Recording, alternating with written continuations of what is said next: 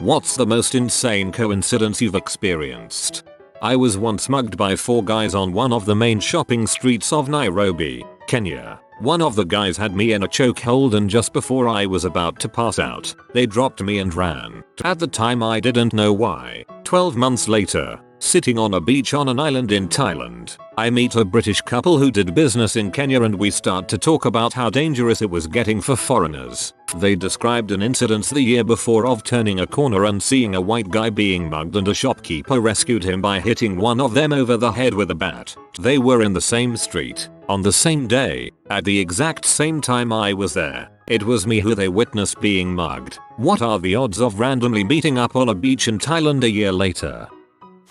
I sold my LSAT study books to a half-price bookstore. 2 years later, I found them on the bookshelf of the man I would later marry. I live in Australia and I have for almost my whole life, but I was born in Dubai. Every weekend in Dubai my mum would take me to the Hilton Beach Club and sit me in front of the pastry chef and eat. We moved away from Dubai really early on, so I don't even remember much. Fast forward to 17 years of age, a new kid at school had just moved from a nearby town. We became friends and we both loved cricket, and we practiced a lot together. My dad and I were giving him a lift home after we were practicing, and dad asks, "Where were you born?" and he says Dubai, and the conversation continues and I say I was 2, etc. Then he says, "My parents used to be the pastry chefs at the Hilton Beach Club," and this blew me away. Here we were 16 years later, halfway across the world, and every weekend I sat in front of his parents and ate what they made for me. To this day I still get goosebumps thinking about it. I mean, what are the chances? A few years ago I into a cab heading out for the evening in downtown Toronto. Shortly after being dropped off I realized I left my phone in the cab. I tried calling it with no luck. I called the cab company, but because I had flagged the cab and paid cash they had no real way of knowing which cab I was in. I figured the phone was as good as gone and went about my night. Many hours later, and having moved around the city quite a bit, I am ready to call it a night, so flag another cab. Sitting in the back seat I start to think the driver looks familiar and realize that I'm in the same cab I took earlier. He hasn't found a phone, but I start looking anyways, and sure enough there it is, jammed in the seat. Me and my flip phone were happily reunited, only for me to put it in a washing machine 2 days later. An American friend of mine by the name of Tom took his family on vacation to check out Antarctica. He met an Australian guy named Paul on Christmas Day in Antarctica. They didn't exchange contact info. A year later, Christmas Day, they take their vacation to Machu Picchu. He is looking down at a map when he hears, "Hey Tom, how the heck are you?" It was Paul, taking his family on their annual trip as well. That's just next level stalking.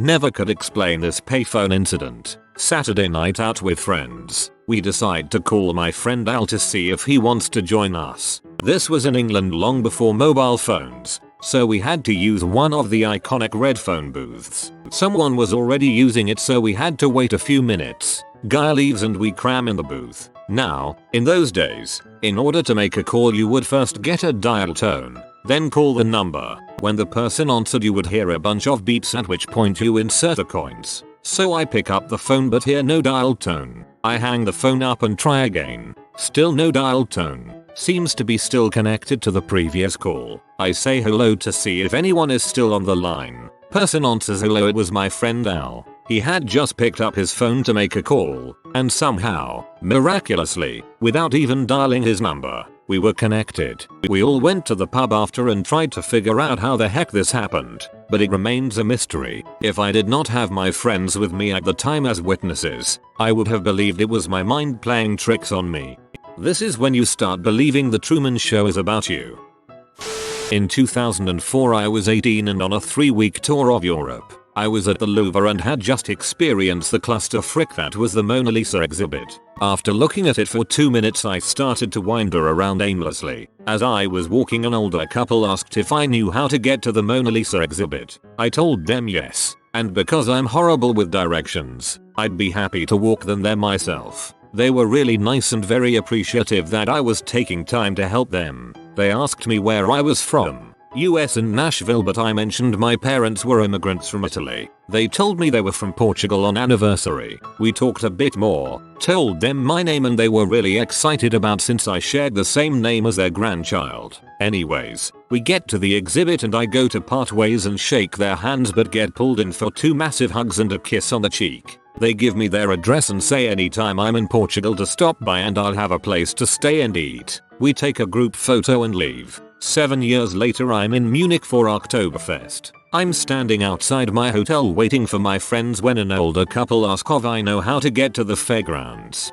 Again, I'm crap with directions, so since I'm headed there I tell them they can just follow me and my friends. Again we start talking about where we are all from. Now, I have a memory like an elephant, and once they mention they're from Portugal I start to think maybe these are the same people. I ask them if they have grandkids and they say they have 6. I ask if one of their names is Historiophiman. They look at each other sort of surprised and say yes. They ask how do I know that, and tell them that I had met them 7 years prior in Paris at the Louvre. The old lady gets really happy and starts crying and starts to hug me. They say they remembered me now and asked why I never came to visit, that they had our picture in a frame on their wall and always wondered what happened to the nice American boy. We spent the next 3 hours drinking beers and catching up. Luckily we got there early so we were able to get an empty table and they bought all the beers the entire time. This time they demanded I give them my email so we could keep in contact. I even added their son on Facebook.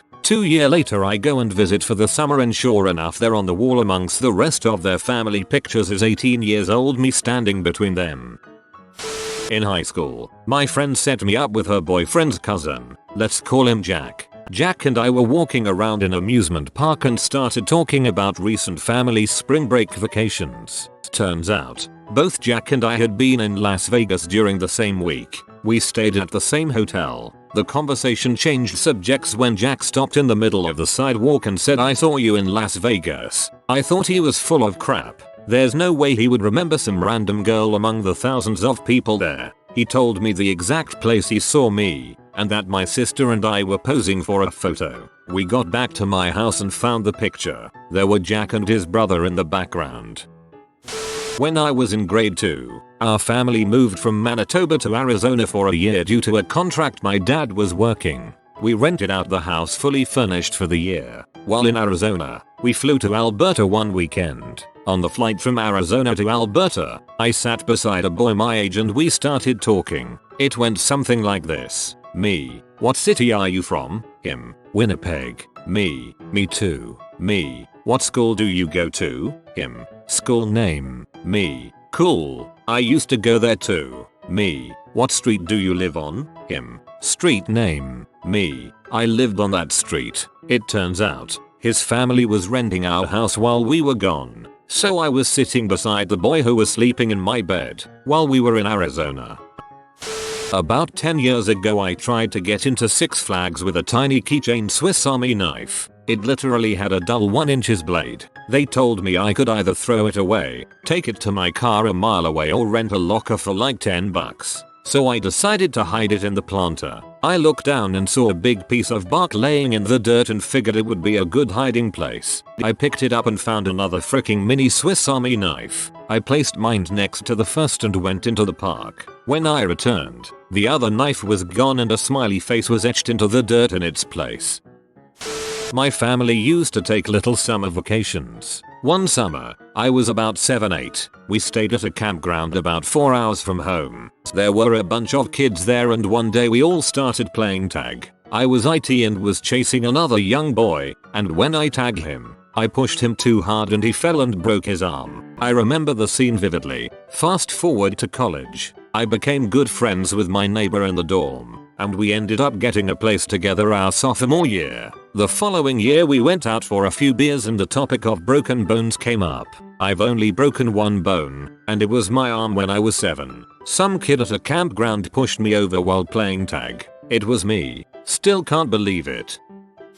My first semester of college, I moved out of state. I was first to move into the apartment and had a few days to myself. After orientation I found my new roommate sitting on his bed. When I introduced myself, he asked where I was from. When I told him, he said, I used to have a friend named Simon. I said I used to have a friend named Will. We were best friends in 1st and 2nd grade until his family moved. When I was in high school, I was aimlessly playing around our library one day. Like any large public high school, our library had literally thousands of books quietly tucked away in shelves, and rarely, if ever, touched. That day I pulled a book at random from a shelf in the back, and sat down to read it. After opening it, a slip of paper fell out, and I quickly recognized the -10 digits written on it as a phone number. I hastily read the number, and it was my older sister's number, who had graduated my high school years earlier. Someone wrote a number and tucked it away into a random book in the back, until I found it years later.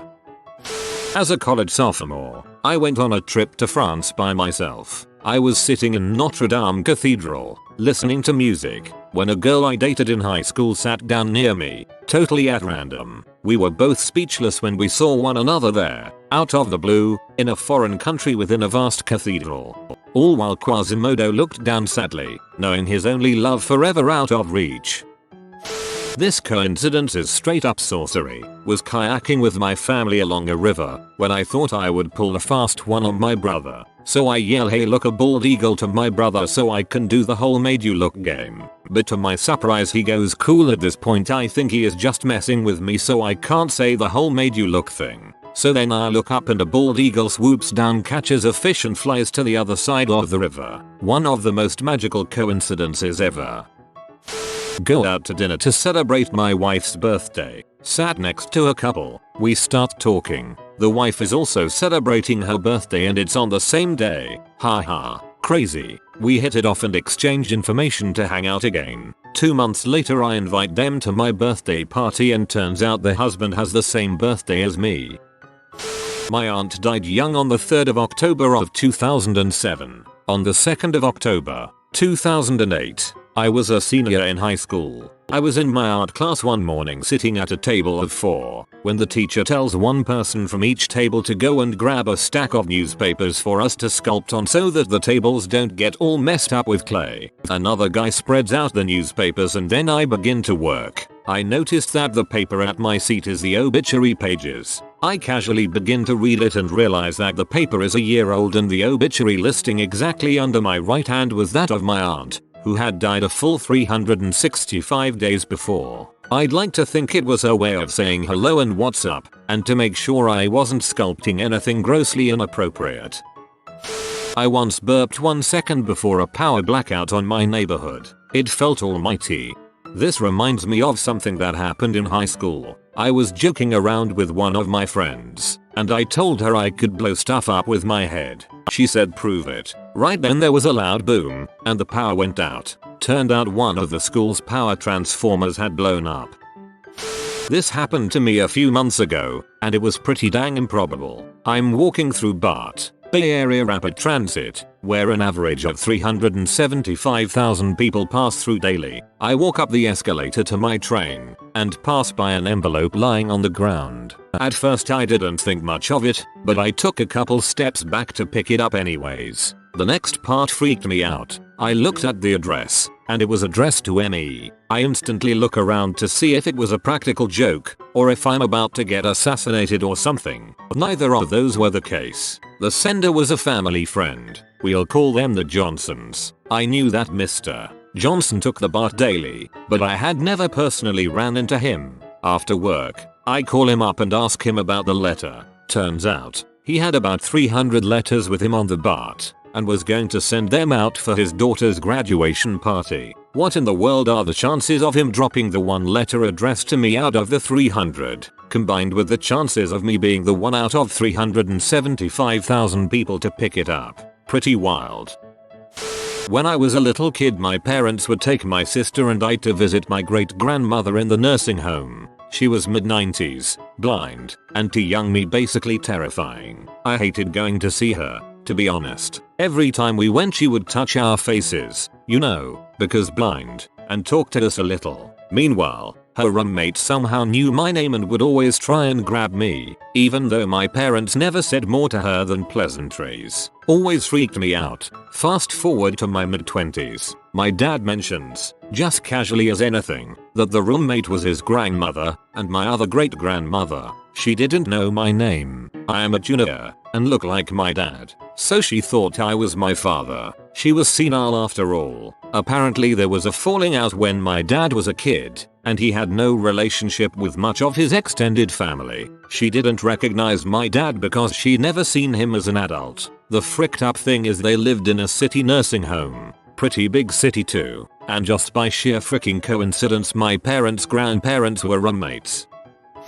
I met my now husband at work. Turns out there are enough coincidences that my mom is seriously wondering whether we are distantly related. We were born in the same hospital, 2 weeks apart. We then both moved about 500 miles away and ended up in the same university together. We moved from there another 100 miles away and worked in the same company. We both have relatives in the same area in Dublin. We both have a relative that worked in the same hotel in Dublin at about the same time back in the 1930s. My mom and his grandmother have the exact same combination of unusual first and middle names. When I was about 12 it was the late 90s and I was really big into Pokemon cards. My mom took me to a card shop and I really wanted a Dragonite, but it was like $12 or whatever. My mom said, why don't you just get 2 card packs for that money? You get way more cards. Obviously she didn't understand what the frick a Dragonite was, but she only ended up buying me a pack. First card fricking Dragonite. It was crazy. When I was 11, I was in the park like half a mile from my house and I was flying a Winnie the Pooh kite. I was the only kid around with a kite at the time, and I was pretty zoned into it, and didn't notice when the string came loose. 100 feet of twine zoomed away and out of reach, and Pooh Bear was gone. Later that night, my family and I went out to eat, and when we came home there was a string dangling from the gutter above our front door. My dad grabbed it and started pulling. The string seemed to go all the way up into the night sky. We couldn't see the end of it. 100 feet of pulling later, there was my Pooh Bear kite. It came back to me. You have been visited by the hamster of joy. Comment, I like chicken to live a happy and full of joy like the joy hamster life. If you are new to the channel, you can subscribe. I publish new videos every day. Until then, check another video, or don't. Either way, have a great day you magnificent people.